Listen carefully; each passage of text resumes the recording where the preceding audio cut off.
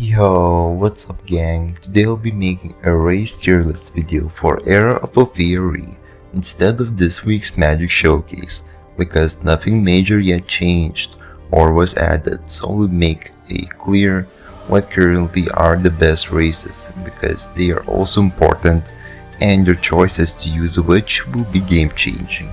So let's start because I know y'all people have no attention span. Alright, let's start with human. It is human, and without human there would be us, and without us there would be what? Alright, to be fair, human is the default race and is pretty bad stat-wise compared to other races, without any special race buffs, so I would put it on F. They could at least give it a small XP buff for people actually running this race, or a weapon mastery buff, because right now it has nothing. Jackan are a pretty good race which is neither really special or OP. It has pretty good stats with 4 leaf. The main outstanding thing about Jackan is that it has 7+ strength, so I just believe it means it has 7+ damage, though there might be some extra calculations which might buff its damage even more. So because of this, Jackan is going B tier because when I used it, the extra damage was actually noticeable. Next we got Elf. Elf is going A tier because it's Elf and it gives amazing buffs to magic amount. If it had not changed, then Elf should still give x7 amount of your normal magic amount, which is extremely overpowered in fighting bosses and especially cheesing them for a long time. But it's not just amazing for PvP because the fight will end way quicker before you have even time to use half of your elven mana, so you could just be better off using a good damage buffing race, because fights don't get dragged out for too long in the new game.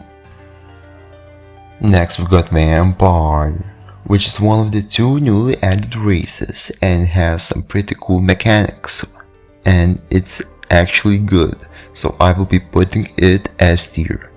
You get a small but noticeable life steal on weapon hit, and it can be buffed by having Bloodthirsty trait, which lets you get extra lifesteal by causing the bleed status effect. Also the race gives extra bleed potency, which buffs the bleeding status effect caused by you. I'll start bleeding myself if I say bleed again. Next we got Noble, which is a pretty good race and is going B, with having a bit nerfed Elf's mana buff, but having more balanced stats than Elf, but it's nothing special to really talk about. If you get spins and roll them and got Noble on the last 15 spins, then you would probably keep it because it's nothing good and nothing bad, but at least it's better than Jackan, I guess. Now we got Zodiacs, just a human reskin with the same stats. Like, oh my god, buff Zodiacs. I believe it should have a weapon mastery buff because it sounds like a race from Full Metal Alchemist or something. I think the devs just hate Zodiacs for some reason. We got Liger next and it's going S tier. This is the race that I mained and I'm not being biased with this rating.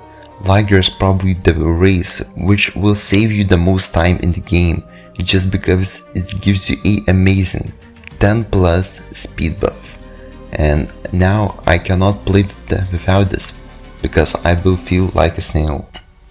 Last we got Elgon, which is the other newly added race and it's going to the top of A. Elgon is supposed to be a elf and dragon hybrid race, which is pretty cool, and is going to A because it's currently not very compatible with other top tier stuff due to the nature of its buffs, but still pretty good. It gives a increased mana amount, burn status effect potency, and a 50% XP buff. All this stuff is great, but Elgon is mostly compatible with fire magic, which is not that OP compared to light or time, and the XP buff is worthless when you're max level, and the Tierlist is made for max level players looking to get the newest meta. Now, wouldn't you mind subscribing because it will really help me out?